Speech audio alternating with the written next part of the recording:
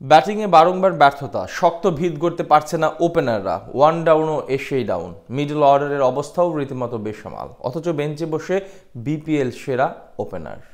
না ওপেনিং, না one down, না মিডল অর্ডার, কোথাও সুযোগ নেই তার। অথচ ইনজুরি থেকে তড়িৎ গতিতে দলে ফিরে ডাক মারেন নাজমুল শান্ত। তবে কেন সুযোগ মিলছে না নাইম শেখের মতো ঘরোয়া সফল ব্যাটারের?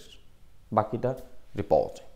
দীর্ঘ ২ বছর পর জাতীয় দলে ফিরেছেন টাইগার ওপেনার মোহাম্মদ নাইম শেখ। ঘরোয়ার মঞ্চে টানা ২ বছর নিজেকে প্রমাণ করে চলমান শ্রীলঙ্কা সফরের ওয়ানডে এবং টি-20 স্কোয়াডে জায়গা করে নিয়েছেন তিনি। প্রাপ্তি বলতে এটুকুই, কেননা স্কোয়াডে জায়গা পেলেও ওয়ানডের একটি ম্যাচেও মাঠে নামাতে দেখা যায়নি এই ব্যাটারকে। অথচ স্কোয়াডে জায়গা পেয়ে দেশের জন্য নিজের সেরাটা দেওয়ার স্বপ্ন নিয়েই হয়তো লঙ্কানদের দেশে উড়াল দিয়েছিলেন তিনি। সেই স্বপ্ন ওয়ানডে সিরিজের খেলায় কেবল স্বপ্নই রয়ে গেল। বেশ কয়েক সিরিজ ধরেই টাইগারদের বড় মাথা ব্যথার কারণ দলের ওপেনিং। এই পজিশনে কেউ ধারাবাহিক হতেই পারছেন না। এক ম্যাচ ভালো খেলেন তো পুরো সিরিজে চলে ব্যর্থতার মহড়া। সবশেষ সিরিজগুলোতে দলের হয়ে লড়ার প্রচেষ্টা ছিল তামিমের ব্যাটে। যদিও সদ্য সমাপ্ত ওয়ানডে সিরিজের প্রথম ম্যাচে অর্ধশতক পেয়েছেন, তবে বাকি ২ ম্যাচে সুবিচার করতে পারেননি। আরেক ওপেনার ইমনেরও একই অবস্থা। ১50 বাদে বাকি ২ ম্যাচেই ব্যর্থ তিনি। তারপরও কেন একটি বারের জন্য সুযোগ পান না নাইম শেখ? সবশেষ বিপিএল এ ৫১১ রান নিয়ে সর্বোচ্চ রান সংগ্রাহক হয়েছেন। এবছর ডিপিএল এও নিয়েছেন ৬০০-র অধিক রান। আগেরবারও ছিলেন সর্বোচ্চ রানের মালিক।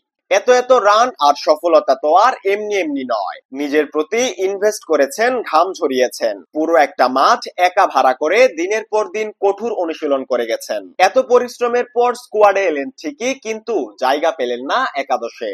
এখন বাকি রইল টি-20 সিরিজ। সেখানেও কি কোচ কিংবা অধিনায়ক নাইমের দিকে সুদৃষ্টি দিবে? এমন প্রশ্ন অবশ্য অবান্তর নয়, কেননা ওয়ানডে সিরিজের দ্বিতীয় ম্যাচে চোট পেয়েছিলেন নাজমুল শান্ত। তৃতীয় ম্যাচ খেলা নিয়ে তাই তৈরি হয়েছিল শঙ্কা। ধারণা করা হচ্ছিল তিনি হয়তো থাকবেন না সিরিজ নির্ধারণী ম্যাচে। তার পরিবর্তে অন্য কাউকে হয়তো মাঠে দেখা যাবে। অনেকেই ভাবতে শুরু করেছিল এবার হয়তো কপাল খুলতে যাচ্ছে নাইম শেখের। দীর্ঘ অপেক্ষার পর হয়তো লাল সবুজের জার্সি গায়ে জড়াবেন তিনি। কিন্তু ভুল, সবই ভুল। ম্যাচে দেখা গেল শান্তকেই। ইনজুরি থেকে সুস্থ তিনি, কিন্তু মাঠের খেলায় দেখা গেল ভরাডুবি। টাইগারদের সাবেক কাপ্তান যেন এলেন আর গেলেন, ওয়ান ডাউনে এসেই ডাক মেরে ডাউন হয়ে গেলেন। তাহলে প্রশ্ন ওঠাই স্বাভাবিক, আদৌ কি তিনি ফিট ছিলেন, নাকি ম্যাচ খেলাই মূল উদ্দেশ্য? কেননা এক ম্যাচ খেললেই ব্যাংকে ঢুকবে ৪ লাখ টাকা।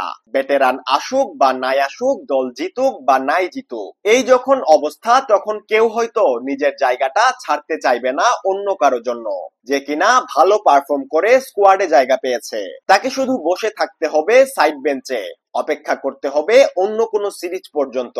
এভাবেই হারিয়ে যাচ্ছে খেলোয়াড়দের ভালো খেলার স্পৃহা। ফলাফল, মাঠের খেলায় একের পর এক ভরাডুবিতে দিন দিন হারিয়ে যাচ্ছে ক্রিকেটের জৌলস।